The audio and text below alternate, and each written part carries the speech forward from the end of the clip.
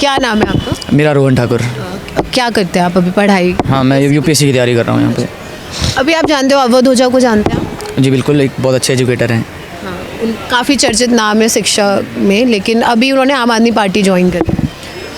मेरा ये मानना है कि मैं उनको एज एन एजुकेटर बहुत अच्छे से देखता हूँ, मतलब बहुत उनकी इज़्ज़त करता हूँ। पर पॉलिटिक्स में मैं मतलब उनको इसलिए सपोर्ट नहीं कर रहा हूँ क्योंकि पहले तो मैं आम आदमी पार्टी की विचारधारा को मैं सपोर्ट नहीं करता हूँ। वो इसलिए नहीं करता हूँ क्योंकि मैं ज़ीरकपुर में मैं रहता हूँ मैं हिमाचल का, ज़ीरकपुर में मैं रहता हूँ। तो मैंने वहाँ की कानून व्यवस्था देखी है जब से आम आदमी पार्टी की सरकार आई है, तो कानून व्यवस्था वहाँ बेकार है वहाँ पे। तो और वो और वादे इतने ज़्यादा करते हैं कि पंजाब में हमने इतना ज़्यादा सुरक्षा बढ़ा दिया है। अभी हमने देखा कि अभी एक अटैक हुआ था सुखबीर बादल पे, तो वो बोल रहे थे हमारी वजह से बच गए।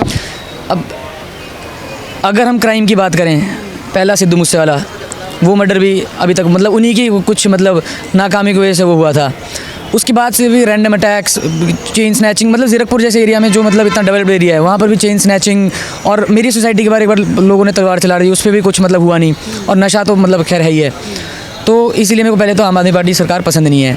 और पहले अवध ओझा सर जो है बीजेपी के लोगों से मिलते थे, फिर उसके बाद उन्होंने कांग्रेस के लोगों से मिलना शुरू किया।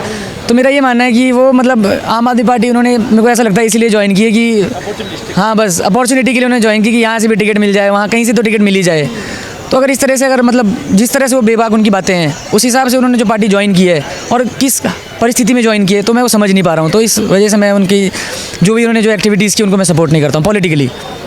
और अभी उन्होंने एक बीबीसी को इंटरव्यू दिया जिसमें बीबीसी इंटरव्यू बीच में रोक दिया गया आम आदमी पार्टी के पदाधिकारियों द्वारा, ये कह के कि उल्टे सीधे सवाल मत कीजिए। ये सवाल मैं इसलिए ले रही हूँ क्योंकि आम आदमी पार्टी इस विचारधारा से आई थी कि मीडिया, वो कहती रहती है मीडिया बिक गई है, लेकिन शायद वो भी उन्हीं परचिन्हों पर चल रहे हैं जो बाकी सारे लीडर्स और बाकी सारी पार्टी करती है। देखो, मीडिया बिकने की जो बात है, जो बड़े बड़े टीवी चैनल्स हैं उसमें वो तो देखो सबको दिखता ही है कि कहीं ना कहीं मतलब उनका जो झुकाव है वो राइट की तरफ है, जो मतलब प्रेजेंट गवर्नमेंट जो हमारे को चला रही है उस पर है।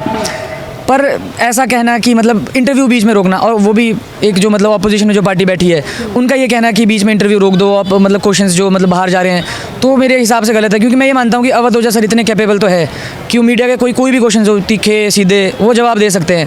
और इस तरह से आम आदमी पार्टी का रोकना वो एक उनकी मतलब छवि पर एक गलत इंप्रेशन डाल रहा है। हाँ, फ्रीडम ऑफ स्पीच को जो है वो मतलब उनके नकार रहे हैं एक तरह से।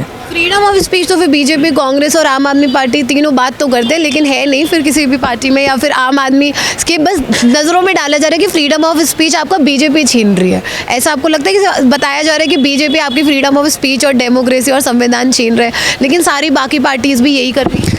बाकी पार्टीज़ की बात हमारे को नहीं करनी चाहिए क्योंकि जो सरकार अभी मतलब इस वक्त है जो चला रही है, क्वेश्चन तो हमारे को उन्हीं से पूछने चाहिए जो वो कर रहे हैं। अच्छा, नहीं, ये इसलिए क्योंकि चर्चा ये चल रही है कि बीजेपी इस बार शायद दिल्ली का चुनाव जीत सकती है, क्योंकि ऐसी जगह जैसे हरियाणा हमने देखा, महाराष्ट्र, ऐसी जगहों पे जीती जहाँ खुद बीजेपी ने उम्मीद नहीं की थी। इसलिए मैंने ये सवाल, अब उम्मीद नहीं की थी और जीत गई, इस पे तो अब उनकी मतलब क्या मंशा थी, क्या उन्होंने मतलब क्या हुआ वो तो हम भी नहीं कह सकते।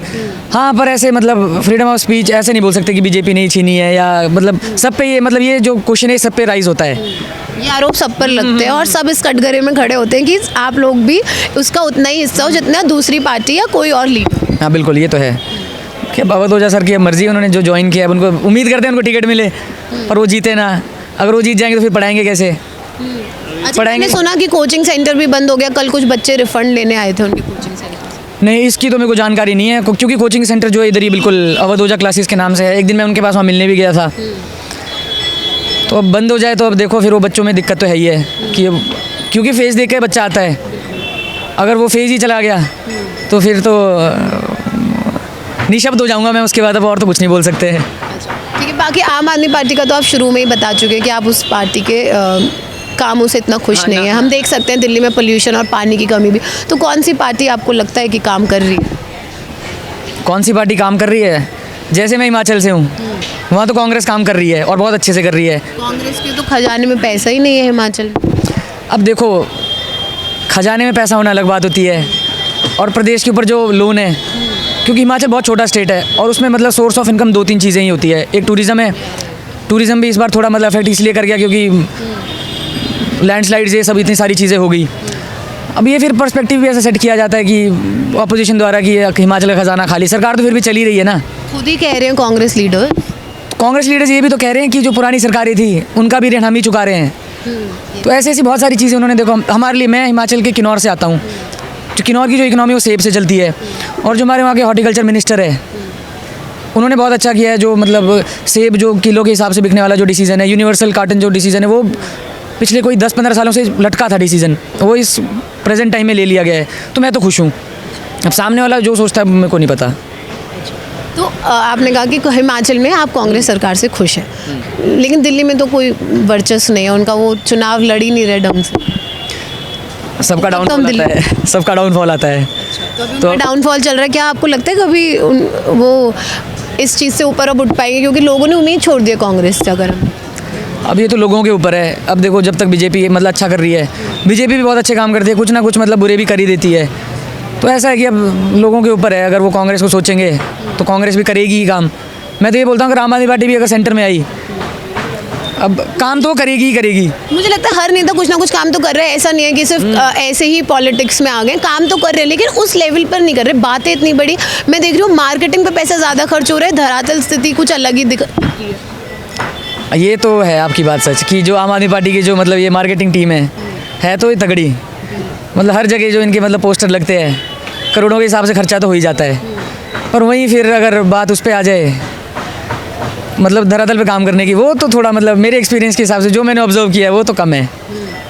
ये लेकिन यही बीजेपी का हाल है, एडवर्टाइजमेंट पे पैसा इतना खर्च हो रहा है लेकिन काम नहीं दिख रहे। तो ये तो फिर सबका ही है ना, सभी मतलब फिर वो है कि तो ऐसे में फिर जनता क्या करे, वोट किसको दे, क्या सोच के दे?